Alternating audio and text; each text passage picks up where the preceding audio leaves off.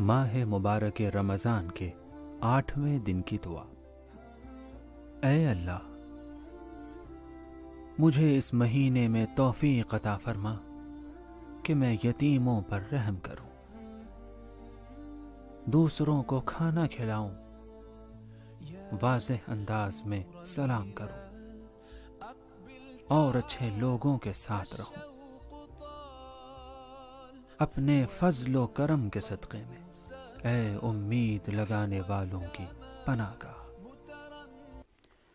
बिस्मिल्लाहिर्रहमानिर्रहीम। अल्लाहुम्मा सल्लि अला मुहम्मद व आलि मुहम्मद। आज 8वें दिन की दुआ में हमने अपने परवरदिगार से यतीम नवाज़ी के सिलसिले में दुआ की कि परवरदिगार हमें तौफ़ीक दे कि हम यतीमों के साथ अच्छा सलूक कर सकें, और परवरदिगार हमें तौफ़ीक दे कि हम लोगों को खाना खिला सकें। और इसी के साथ हमने ये दुआ की कि परवरदिगार हम बावज़ बुलंद सलाम कर सकें और तेरे उन करीम बाफ़ज़ल बंदों के साथ हमारा हश्र व नश्र हो जिनके ऊपर तेरी नज़र है, जिनके ऊपर तेरी निगाह है। यतीम नवाज़ी इस्लाम में एक बहुत अहम मसला है और एक अहम गुफ्तगू है। यतीम के सिलसिले से रिवायात, अहादीस और बहुत सारी ऐसी तारीख़ी हिकायतें हैं कि जो इस बात की तरफ मुतवज्जे करती हैं कि यतीम का मर्तबा क्या है।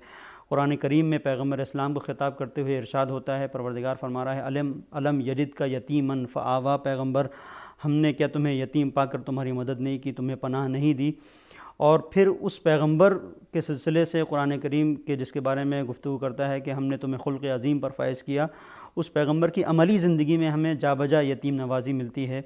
यतीमों के सिलसिले से इस माह मुबारक रमज़ान में अगर हमने अपने तर्ज़ अमल को बेहतर से बेहतर न बनाया तो गोया माह मुबारक रमज़ान से हमने सही इस्तिफ़ादा नहीं किया। इसलिए कि इस महीने में जहाँ इंसान का वजूद परवरदिगार की तरफ, इंसान के वजूद की एक हरकत होती है और तेज़ी के साथ इंसान का दिल माइल होता है, तो वहाँ पर ज़रूरी है कि वो चीज़ें कि जहाँ पर दिल इंसान का नरम हो, वो सारी चीज़ें इंसान के पेश नज़र रहें। और ख़ास तौर पर अगर किसी जगह पर एक ऐसा मसला सामने आता है कि जहाँ लोग ये कहते हैं कि हमें अपना दिल सख्त होता हुआ महसूस हो रहा है और दिल में हमारे नरमी नहीं है, और ये इस तरह की चीज़ है कि सोसाइटी में बहुत सारे अफराद इस मुश्किल का शिकार हैं। बाज़ मरतबा ऐसा होता है कि आकर गुफ्तगू होती है कि बताइए हमारा दिल किस तरह से नरम हो। यहाँ तक कि बाज़ अफराद ऐसे आते हैं कि मसलन मिसाल के तौर पर आके कहते हैं कि हम मजलिस में रोना चाहते हैं, गिरिया करना चाहते हैं मसाइब में, लेकिन गिरिया नहीं कर पाते, हम रो नहीं पाते। और घर के मसाइल में बहुत सारी ऐसी जगह होती हैं कि जहाँ पर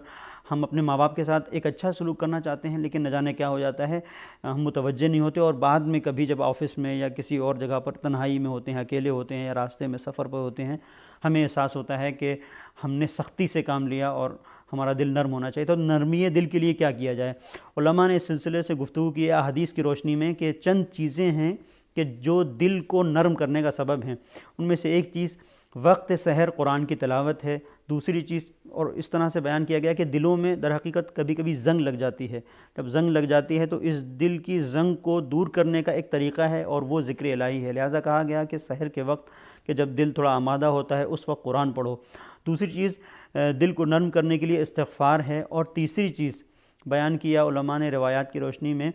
कि तीसरी चीज़ जो दिल को नरम करती है यतीम नवाज़ी है। यतीमों के साथ उठना, यतीमों के साथ बैठना एक बहुत अहम मसला है, जिसके लिए फिर कुरान ने इस तरह से इरशाद फरमाया कि वअम्मस्साइला फ़ला तनहर वअम्मल यतीमा फ़ला तक़हर, कि जो साइल सवाल करने वाला है उसको झिड़को मत और यतीम से अपने मुंह को मत मोड़ो। इसलिए कि रिवायतों में है कि जब यतीम गिरिया करता है, जब रोता है, तो अर्श इलाही काँपने लगता है। और फिर परवरदिगार ये ख़िताब करता है कि वो कौन है कि जो मेरे इस गिरिया करने वाले बंदे को जाकर ढारस दे कि जो यतीम है और मैंने इसके सर से इसके माँ बाप का साया उठा लिया है, इसकी बुनियाद के ऊपर कौन है कि जो इसकी मुश्किल में इसका साथ दे, इसकी परेशानी में इसका साथ दे, ताकि मैं उसे बहिश्त में दाखिल करूँ। यतीमों के सिलसिले से यतीम नवाज़ी और यतीमों के साथ कैसा सलूक किया जाए, ये एक पूरी गुफ्तगू है मुसलसल। हम कम अज़ कम इस माह मुबारक रमज़ान में अपने आप को इस मंजिल पर लेके आएँ कि जहाँ पर देखें कि अगर कोई यतीम है, कोई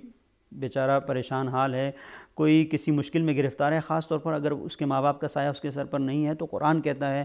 कि ऐसे अफराद की तरफ जाओ, उनके साथ अच्छा सलूक करो। रिवायतें, अहादीस इस बात की तरफ मुतवज्जे करती हैं कहीं ऐसा ना हो कि हमारी सारी तवज्जो इस माह मुबारक रमज़ान में दुआओं पर रहे اس بات پر رہے کہ کتنا زیادہ ہم مفاتیح پڑھیں، اس بات پر رہے کہ کتنا زیادہ ہم قرآن ختم کریں، اور جو قرآن اور روایتوں کے جو حقیقی تعلیمات ہیں، جو حقیقی معارف ہیں، ہم ان تک نہ پہنچ سکیں۔ ان میں سے ایک مرحلہ یہ ہے کہ ہم یتیم کے سلسلے سے اچھا سلوک اپنائیں، اور اچھے سلوک کا مطلب یہ نہیں ہے کہ کسی یتیم کے پاس جا کر ہم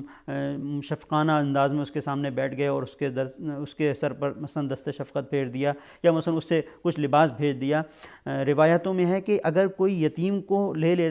لیتا ہے اور اپنے ساتھ رکھتا ہے، اور اس کی پوری زندگی میں جگہ جگہ پر دیکھتا رہتا ہے کہ کہاں اس کو کوئی کمی ہے اور اس کو پوری کرنے کی کوشش کرتا ہے، تو پروردگار یہ کہتا ہے کہ اس کی جزا دینے والا میں ہوں۔ اور ہم نے پھر دوسرے مرحلے پر اپنے پروردگار سے یہاں پر دعا کی کہ پروردگار ہمیں توفیق دے کہ ہم بھوکوں کو کھانا کھلا سکیں، اطعام کر سکیں۔ یہ عجیب مرحلہ ہے ماہ مبارک رمضان میں کہ کھانے کھلانے کے لیے کہا گیا ہے، کھانا کھلاؤ۔